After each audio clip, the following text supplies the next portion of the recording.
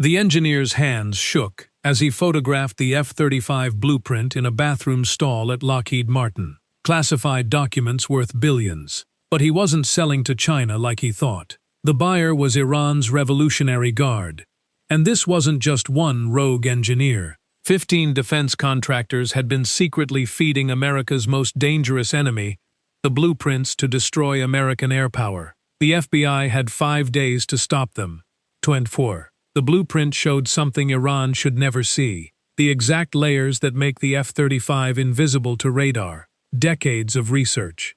Billions in development. America's most advanced fighter jet. And it was about to be in Tehran within 48 hours. But here's what the engineer didn't know. He wasn't alone. For 5 years, Iran had been running the most successful spy operation in American history. 15 engineers, 3 companies, Lockheed Martin, Raytheon, Boeing, all compromised.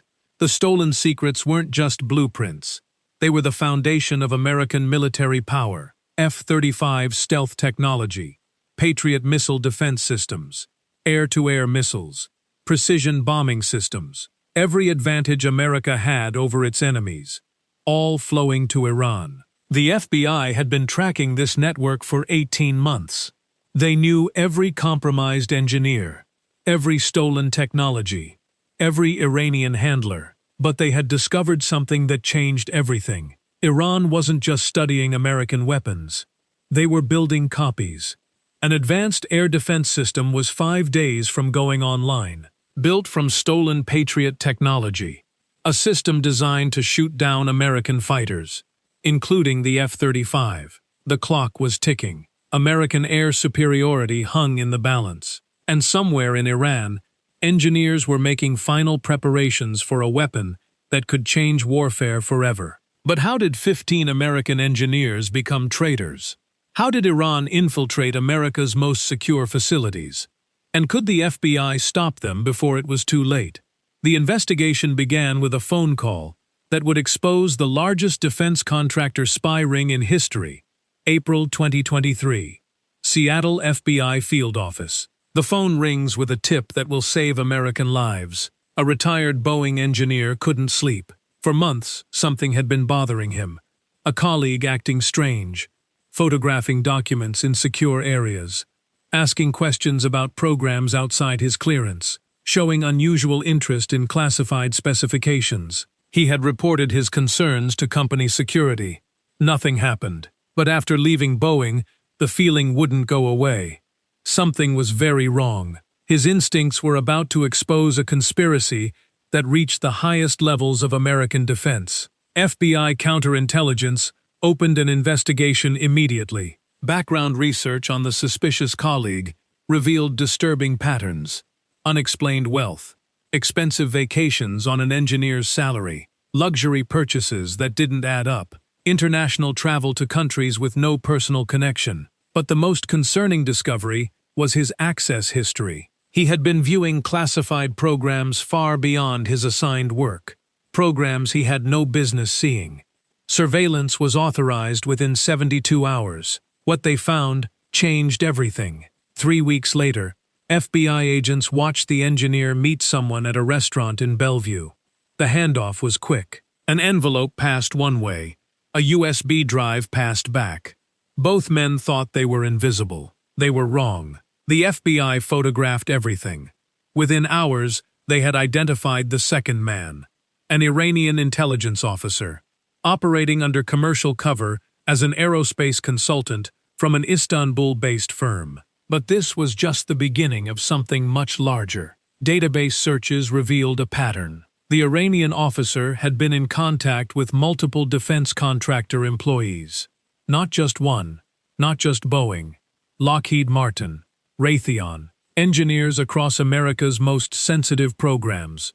The scope was staggering. This wasn't a lone wolf operation. This was systematic, organized, professional. Over the following months, the FBI uncovered the truth. 14 additional defense contractors had been recruited by the same Iranian network. 15 engineers total, all selling America's most guarded secrets. But how had Iran managed to recruit so many Americans? What was their method? And more importantly, what had they already stolen? The recruitment pattern was about to reveal Iran's sophisticated approach to espionage. The recruitment always started the same way: a friendly conversation at an industry conference, a business card exchange, an invitation to discuss career opportunities. Iranian intelligence officers were patient. They posed as legitimate business people, aerospace consultants, technology import experts, academic researchers. Their covers were perfect. The approach was never aggressive, never suspicious. Just professional networking that happened every day in the defense industry. But it was all carefully planned. Take the Lockheed Martin engineer. He met his handler at an aerospace conference in Las Vegas. The Iranian posed as a consultant for an Istanbul-based firm. They discussed industry trends, market opportunities. Nothing classified, nothing unusual. The relationship developed over months. Email exchanges about publicly available information, discussions about career advancement, small consulting payments for harmless advice. The money was modest at first. A few $100s for market analysis, $1,000 for technical insights that seemed legitimate, nothing that raised red flags. But the requests gradually changed. Soon the Iranian was asking for slightly more sensitive information, nothing obviously classified, just details about programs the engineer worked on, performance specifications that seemed borderline acceptable to share. The payments increased. $5,000, $10,000, $15,000. By the time the engineer realized he was committing espionage, it was too late. The Iranians had evidence, photographs of meetings, records of payments, copies of the documents he had provided, bank records showing unexplained income. The trap was complete. Refuse to continue, and face exposure and prosecution. Cooperate, and receive continued payments and protection. 15 engineers made the same terrible choice, all trapped by the same method. But the psychological pressure was just the beginning. The Iranians didn't just threaten exposure.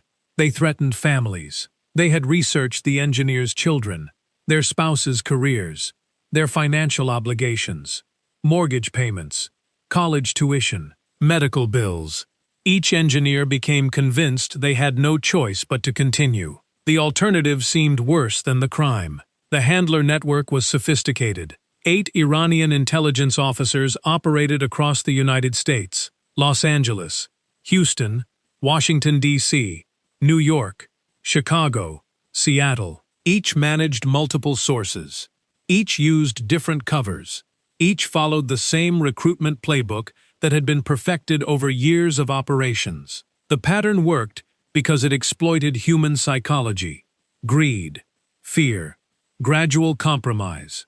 Once someone crossed the line, crossing it again became easier. But what were these 15 engineers actually stealing? How much damage had they done to American national security? The answer was about to shock even experienced FBI counterintelligence agents. The stolen technologies represented the crown jewels of American military power. Systems that had cost billions to develop. Capabilities that gave America decisive advantages over every adversary. All of it was flowing to Iran. At Lockheed Martin, 6 engineers had been recruited. Their access was devastating. 2 worked on the F-35 Lightning program, America's most advanced fighter jet. They provided detailed specifications of the stealth coating, the exact materials that make the aircraft invisible to radar, sensor integration systems, electronic warfare capabilities, technologies worth hundreds of billions of dollars, technologies that took decades to develop. But that wasn't the worst of it. One engineer worked on the F-22 Raptor radar system, technology so sensitive that America refuses to export the aircraft even to closest allies. The stolen data included radar frequencies, detection algorithms, vulnerabilities that could be exploited. 2 others worked on classified satellite programs. They provided technical data about reconnaissance capabilities, orbital parameters, intelligence collection methods that America uses to monitor adversaries. The 5th worked on hypersonic missile development, America's next-generation strategic weapons. Research that was years ahead of any competitor. At Raytheon, 5 engineers comprised different but equally critical programs. 3 worked on the Patriot missile defense system, the backbone of American and Allied air defense. They provided complete technical specifications, radar operating frequencies, engagement algorithms, known vulnerabilities, everything needed to defeat the system. The stolen Patriot data was catastrophic. Israel depends on Patriot.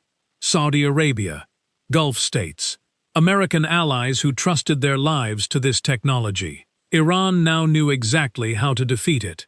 2 Raytheon engineers worked on air-to-air missile guidance systems. They provided data that would allow adversaries to develop countermeasures against American weapons, jamming techniques, deception methods. At Boeing, 4 engineers had been recruited across multiple programs. 2 worked on military aircraft systems. They provided avionics specifications, flight control software architecture, navigation systems used across America's fighter and bomber fleet. 1 worked on the KC-46 tanker program, aerial refueling systems that enable American global power projection, the ability to keep fighters and bombers operating thousands of miles from home bases. The 4th worked on classified drone programs, autonomous systems technology, artificial intelligence applications, the future of unmanned warfare. But the scope went beyond individual programs. Iran was systematically mapping America's entire defense technology base. They weren't just stealing random secrets. They were acquiring specific capabilities needed to counter American military advantages. Stealth technology to defeat air superiority, missile defense to neutralize precision strikes, electronic warfare to disrupt communications, satellite intelligence to counter surveillance. It was comprehensive. It was strategic. It was devastating. FBI analysts spent months calculating the damage. The numbers were staggering. Billions of dollars in research and development compromised. Decades of technological advantage eliminated. But the financial cost was nothing compared to the strategic implications. For 70 years, America had relied on technological superiority to offset adversaries' numerical advantages. Superior aircraft, better missiles, advanced electronics, precision weapons. That superiority was systematically being transferred to Iran. The stolen technologies would inform Iranian weapons development for decades. Future fighters, advanced missiles, sophisticated air defenses, all based on American designs. American forces would face adversaries equipped with weapons derived from American technology. The irony was bitter. The danger was real, but how much damage had actually been done? What could Iran do with these stolen secrets? The assessment was about to reveal the true scale of the disaster. The FBI's damage assessment revealed America's worst nightmare. Iran had received detailed specifications of the F-35's stealth characteristics. They now understood exactly how the aircraft evaded radar detection. More critically, they could develop countermeasures. The hundreds of billions America invested in 5th-generation fighter technology had been partially negated. The F-35's invisibility was no longer guaranteed, but the Patriot compromise was even worse. Iran possessed complete technical data on the missile system. They understood how the radar worked, how missiles guided to targets, where the system was vulnerable. American allies who depended on Patriot for survival now faced an adversary who knew exactly how to defeat their protection. The guidance system algorithms were equally catastrophic. Iran could develop jamming techniques that would reduce the effectiveness of American precision strikes. Smart bombs could be rendered ineffective, but the strategic implications went beyond individual weapons. For decades, America had maintained military superiority through technological advantage, better aircraft, superior missiles, advanced electronics. That advantage was systematically being eliminated. Future conflicts would be fundamentally different. Air campaigns that planners assumed would succeed quickly could become protracted and costly. Strike missions considered low risk would become dangerous. The balance of power in the Middle East was shifting. Iran was using stolen American technology to challenge American dominance. They were building weapons specifically designed to counter American capabilities. The irony was bitter. American taxpayers had funded the research. American engineers had developed the technology. American companies had built the weapons. Now that same technology was being used against American interests. But intelligence analysts discovered something that transformed the investigation from espionage to imminent crisis. Iran wasn't just studying American weapons. They were building operational copies. Satellite imagery showed construction at Iranian military facilities, production lines for missiles, assembly areas for radar systems, testing ranges for new weapons. The stolen technology was being rapidly converted into deployable military capabilities. Most critically, Iran was close to completing an advanced air defense system, built on stolen Patriot technology, but modified and improved. The system was called Bavar 473. Intelligence assessments indicated it was far more capable than any previous Iranian air defense system. It incorporated American radar technology, American guidance algorithms, American engagement protocols, all reverse-engineered and adapted by Iranian engineers who now understood the original designs. Test firings showed performance approaching Patriot's capabilities. Production facilities were manufacturing missiles and radar components. But the most alarming discovery was the deployment timeline. The first operational Bavar 473 battery was scheduled for activation in just 5 days. Once operational, American air superiority in any Middle East conflict would be significantly degraded. The stolen technology couldn't be unlearned. Time was running out. September 2024. 5 days before everything changed. FBI surveillance intercepted communications that sent shockwaves through the intelligence community. Iran's Bavar 473 air defense system was about to become operational. This wasn't just another Iranian weapon. This was American technology turned against America. Satellite imagery confirmed the worst fears. The first Bavar 473 battery was being prepared for deployment at a military installation outside Tehran. Radar trucks, missile launchers, command vehicles, all based on stolen Patriot technology. Intelligence analysts worked around the clock to assess the threat. The conclusions were devastating. Bavar 473 incorporated American radar frequencies, American tracking algorithms, American engagement protocols. But Iranian engineers had made improvements. They had studied the original Patriot weaknesses and corrected them. They had analyzed American electronic warfare techniques and developed countermeasures. The result was an air defense system that could challenge American air superiority. Strike missions that military planners considered routine would become dangerous. F-35 stealth advantages would be reduced. Cruise missile attacks could be intercepted. The strategic balance in the Middle East was about to shift dramatically. But the crisis extended beyond military implications. American allies depended on the assumption of American air superiority, Israel's security strategy, Gulf state defense plans, NATO operations in the region. All assumed that American aircraft could operate freely in hostile airspace. That assumption was about to be challenged by American technology. The diplomatic implications were staggering. How could America explain to allies that their protection had been compromised by American security failures? More immediately, how could America respond to threats when its technological advantages had been eliminated? The Pentagon began emergency planning for a new reality.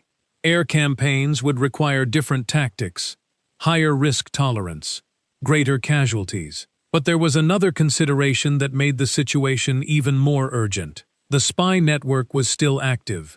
The engineers were still providing updates, calibration data, performance improvements, software patches. Bavar 473 wouldn't just be based on stolen technology. It would receive continuous improvements from ongoing espionage. The system would evolve, learn, adapt, always staying ahead of American countermeasures, unless the network was stopped immediately. The decision was made at the highest levels of government. The spy ring had to be destroyed before Bavar 473 became operational. not just to prevent future espionage, but to freeze Iran's capabilities at their current level. The technology had already been stolen. The damage was done. But ongoing improvements could be prevented. Operation Iron Shield was authorized with one critical constraint. The takedown had to happen without alerting Iran that their network had been discovered. If Iran realized the spy ring was compromised, they would accelerate Bavar 473 deployment. They would destroy evidence. They would activate backup networks. The element of surprise was essential, but it created an impossible challenge. How do you arrest 15 engineers and 8 Iranian handlers simultaneously without anyone escaping or sending warnings? The planning would test every capability of American counterintelligence. The FBI had 72 hours to plan the most complex counterintelligence operation in decades. 15 engineers across 4 states, 8 Iranian handlers in 6 cities. All had to be arrested simultaneously before anyone could warn Tehran. One escaped target could compromise everything. The coordination was unprecedented. FBI tactical teams, Department of Defense, Director of National Intelligence, 3 major defense contractors, all working together on an operation that had never been attempted at this scale. The challenges were staggering. The engineers lived in different time zones: Texas, California, Arizona, Washington State. Coordinating simultaneous arrests across the country required precise timing. The Iranian handlers were more dangerous: trained intelligence officers, sophisticated surveillance detection, diplomatic connections that complicated arrest procedures. Some had backup escape plans, emergency communication protocols, dead drops for destroying evidence. But the most critical challenge was operational security. No one could know the operation was coming. The defense contractors continued normal operations. The engineers reported to work. The handlers maintained their covers. FBI surveillance had to appear routine. Investigation activities couldn't deviate from established patterns. Any change in behavior could alert the network that discovery was imminent. The final intelligence transmission was allowed to proceed under careful monitoring. An engineer at Raytheon was preparing to send updated Patriot radar calibration data, information that would improve Bavar 473's targeting accuracy. FBI technical specialists monitored the transmission preparation, documenting every step for prosecution evidence. The transmission was encrypted and sent through proxy servers, designed to hide its origin and destination.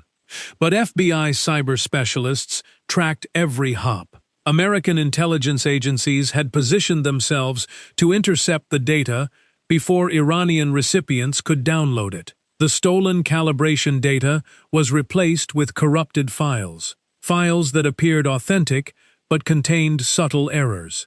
If Iran tried to use the calibration data, Bavar 473's targeting would actually degrade rather than improve. The network believed their operation was continuing successfully. They had no idea they were about to be destroyed. Arrest teams took positions in 6 cities: Los Angeles, Houston, Washington, D.C., New York, Chicago, Seattle.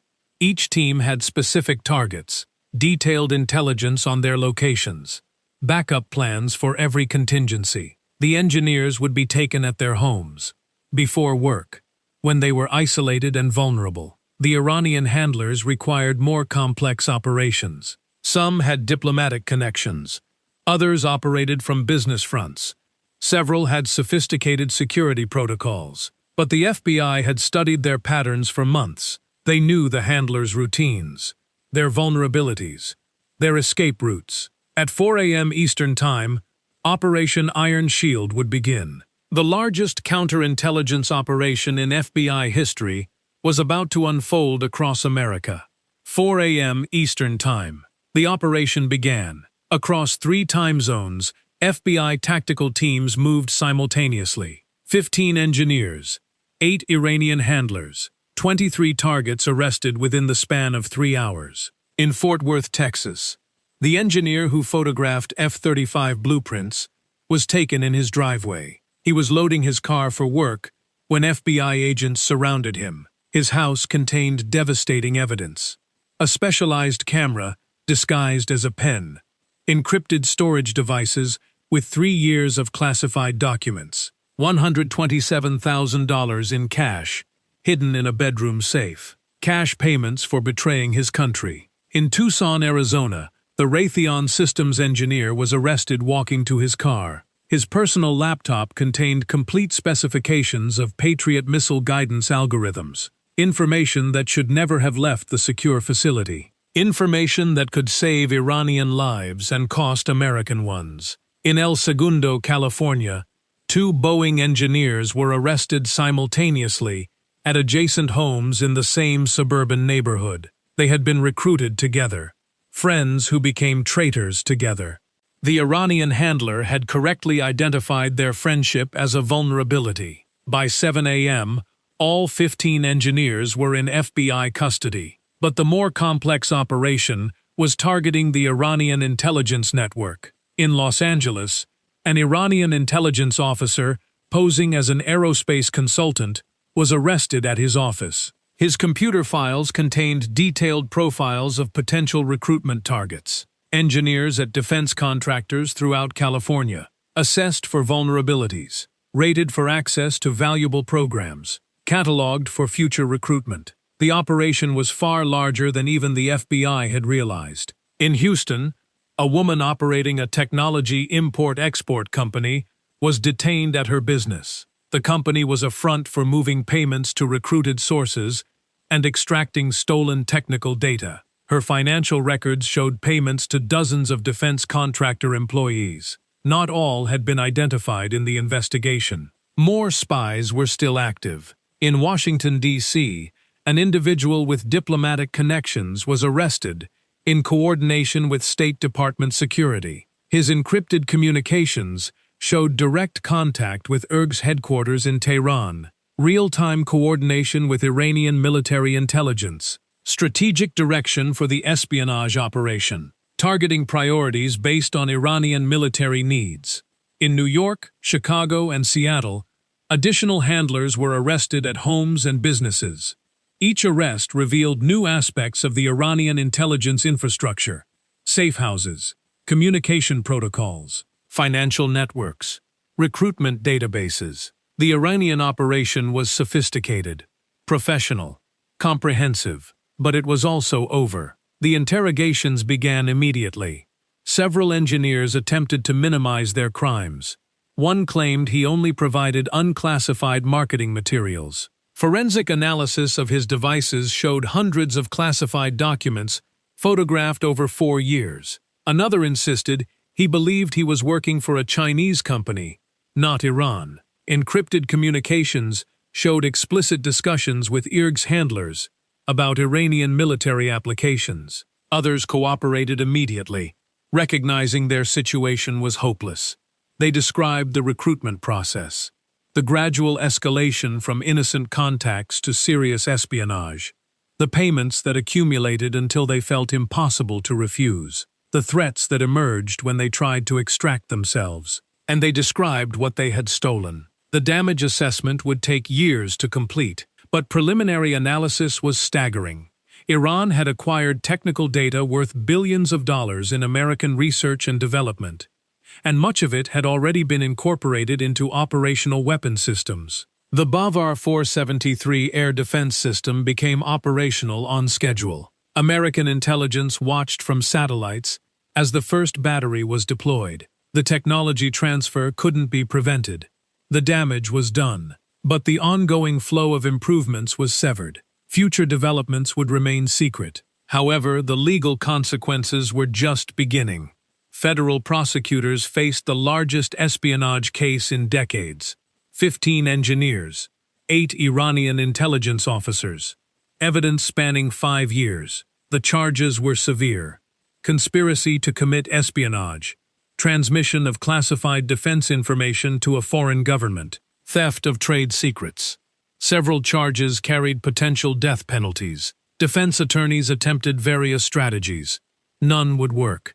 Some argued entrapment, that Iranian handlers had manipulated vulnerable individuals into espionage through psychological pressure and financial incentives. but the evidence showed willing participation over extended periods.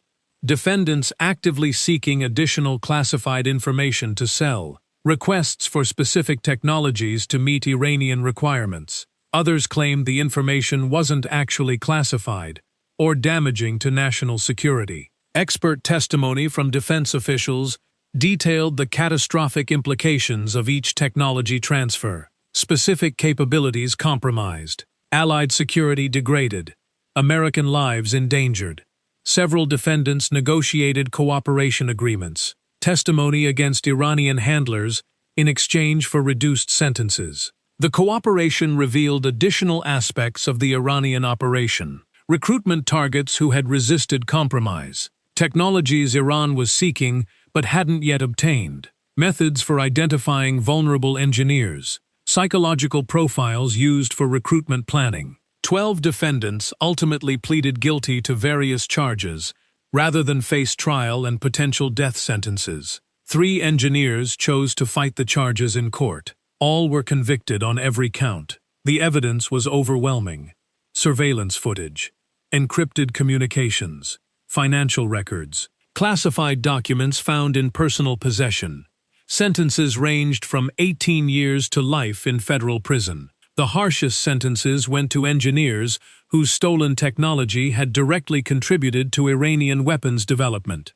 The F-35 stealth specifications, Patriot radar algorithms, hypersonic missile research, technologies that would endanger American forces for decades. The Iranian intelligence officers faced separate prosecutions with additional complications. Some claimed diplomatic connections that complicated arrest and prosecution procedures, international law considerations, embassy involvement. Others challenged evidence collection methods, surveillance techniques, interception of communications. All were ultimately convicted despite legal challenges. 5 received sentences of 15 to 25 years in federal prison, unprecedented punishment for foreign intelligence officers caught operating on American soil. 2 were exchanged in a controversial prisoner swap with Iran, returned to Tehran in exchange for American citizens held on fabricated charges. The decision sparked congressional criticism.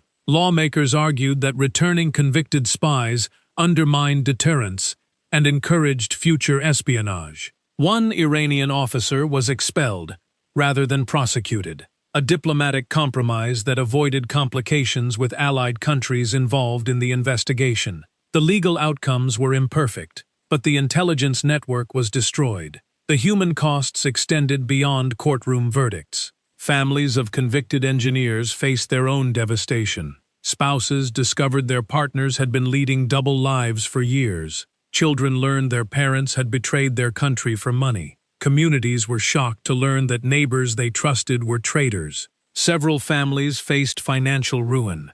Assets purchased with espionage payments were seized by the government. Legal defense costs consumed life savings. The stigma of espionage made employment nearly impossible for family members. Children faced bullying at school.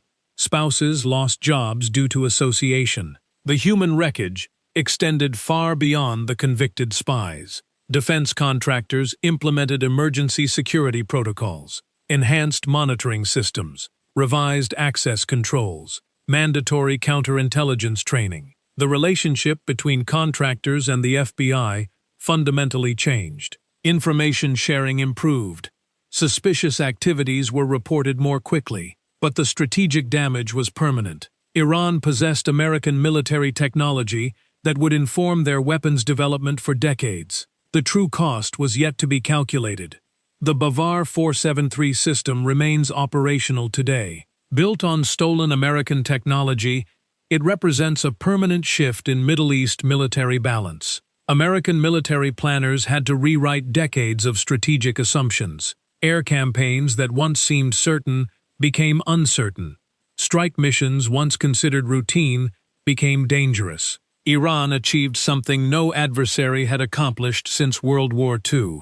They successfully degraded American technological superiority through espionage. The billions spent developing the F-35, Patriot systems, and precision weapons were partially transferred to a hostile nation. but the network's destruction prevented ongoing compromise. Future American military developments remain secret. Next-generation technologies are protected by enhanced security protocols. The damage was real, but it was contained. Yet Iran continues targeting American defense technology today. The recruitment approaches continue. New networks are being built.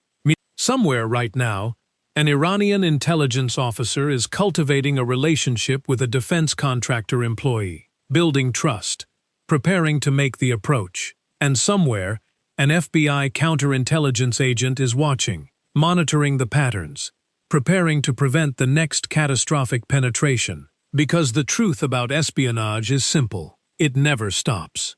Foreign intelligence services are always probing for weaknesses, always seeking new sources, always adapting their methods. The engineers, technicians, and managers reading classified reports tomorrow could become the next targets. The next recruitment attempts are already being planned. The question isn't whether enemies will try to steal American secrets. The question is whether they'll succeed. And that depends on whether Americans are watching closely enough to stop them in time. Before the next 5-day countdown begins,